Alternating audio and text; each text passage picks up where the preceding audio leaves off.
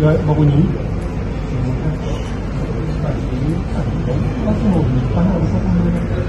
Buat yang atas tau, yang bahagian bumbung ni tau.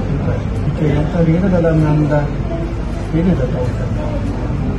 Di kawasan itu Oh dia pun boleh bawah kan.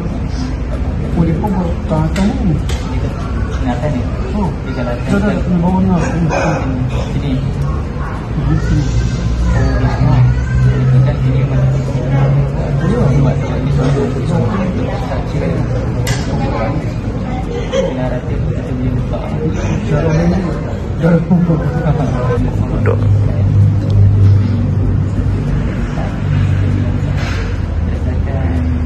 Berarti dia dah macam editor editor lah. Dalam pengasaran dalam dalam 5 ratus kata sesuai kalau kita saya tengok dalam lebih dalam 3,000 lebih kan. Tapi tengok time puasa tu banyak.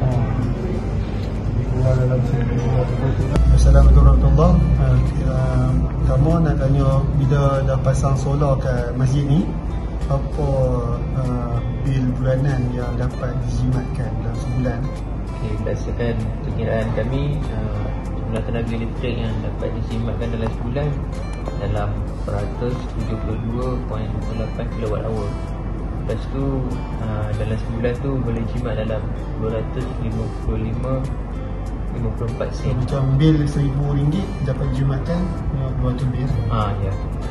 400. Okay, apabila dah dipasang sistem solar ni di masjid, bilakah pihak masjid dapat dapat balik modal lah ROI?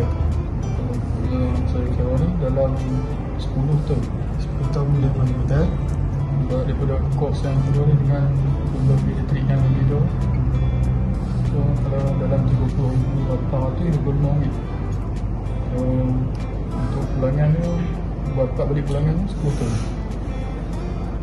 Tu sebenarnya apa macam contoh bila dipasang solar ni, cuma pihak masjid nak tahu lah jenis jenama lah solar tu dan juga inverter. Kalau kata untuk solar, kami guna type Topcon solar. Itu harga dia untuk satu keping RM290. So total untuk projek ni 23 keping.